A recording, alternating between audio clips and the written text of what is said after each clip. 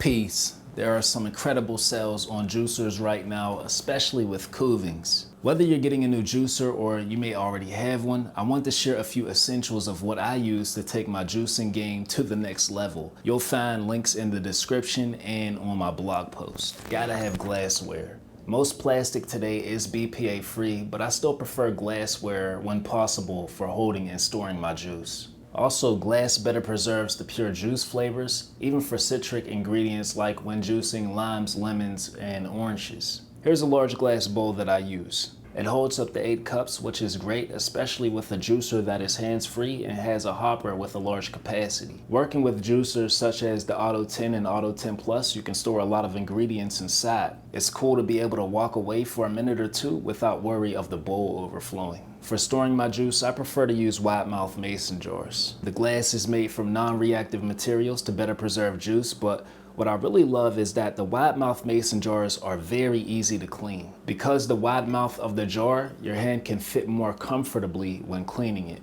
I used to buy the tall slim glass bottles. They look cool, but you need a scrubber to efficiently clean the inside and bottom, and just takes up more time and effort. Another reason why I go for the wide mouth mason jars, which leads to my next essential item, is they are more capable of vacuum functionality compared to other glass jars.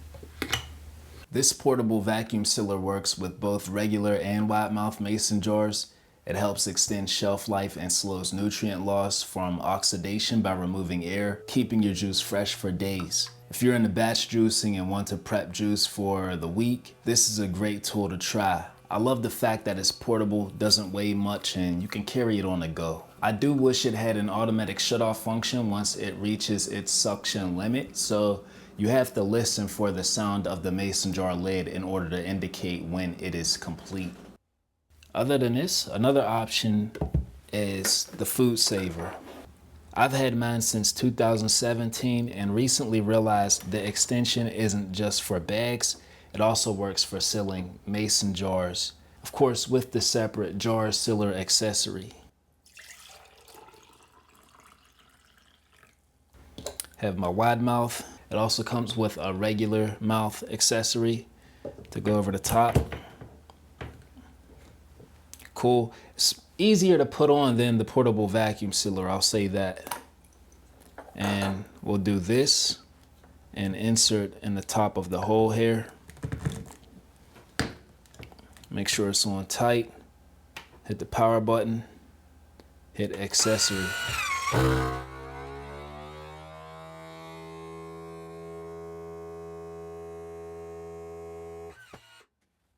It's done, and you kind of wiggle it off. Let's see if it works.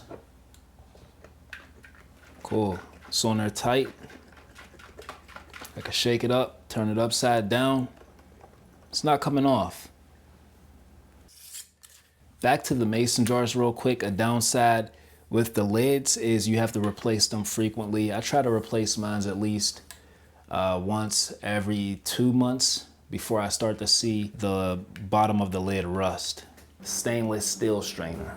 Kuvings juicers do a great job at filtering pulp, but fibrous ingredients like pears and apples, and depending how ripe they are, can leave behind tiny fragments of fiber. It doesn't bother me, but there are moments, say when I'm doing a juice fast, where I would want the juice to be finer. That's where I would pull out the stainless steel strainer and place it over the juicing bowl. The Auto 10 Plus does come with a strainer that fits over the juice cup, but if you're like me who has a large glass bowl, buying a separate strainer would be a good idea.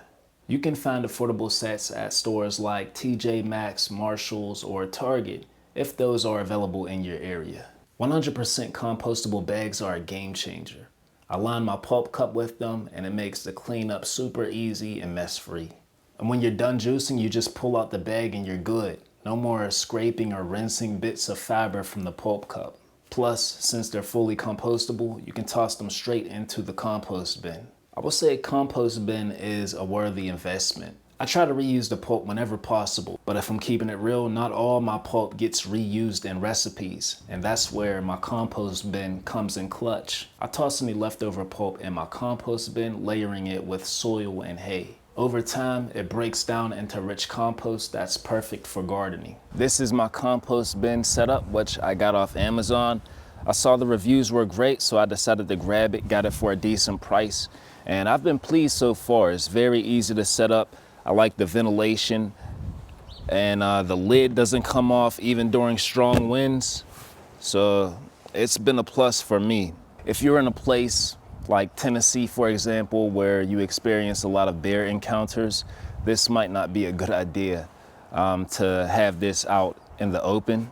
Maybe more in an enclosed area to where it's, guarded off from bears, but I haven't had any issues.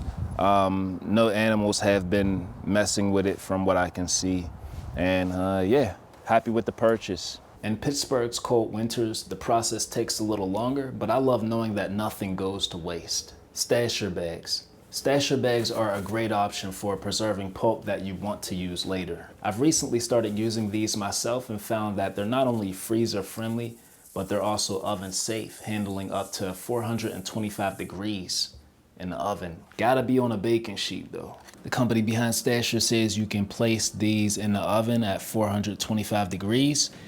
They're just advising to leave a little opening within the top, which we'll do. I'm gonna put it in there and leave it at 425 for 15 minutes and see how it looks later. It's been over 20 minutes. We're gonna see how things turned out. Yeah, the Stasher bag is still cool, so very pleased with the results.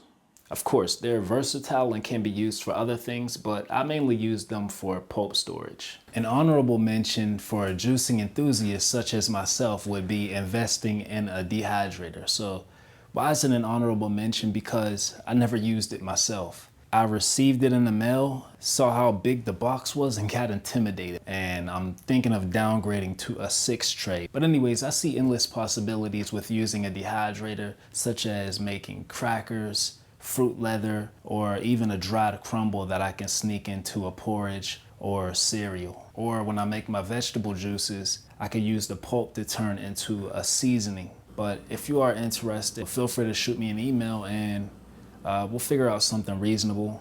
I would prefer if you are located in Pittsburgh. That way we don't have to go crazy amounts for shipping. Once I get a smaller unit, I look forward to experimenting with some of my own ideas and giving a solid review on it.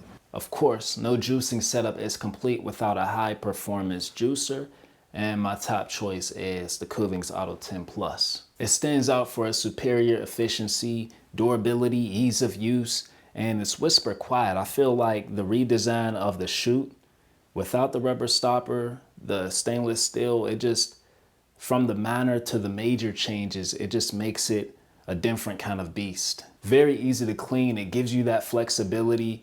If you want to have a big juicer to where you can put a large capacity in there, or you're like, you know what, I'm cool, I just have a small batch, no problem. Lift this up, take this off. It's just the customization is so easy.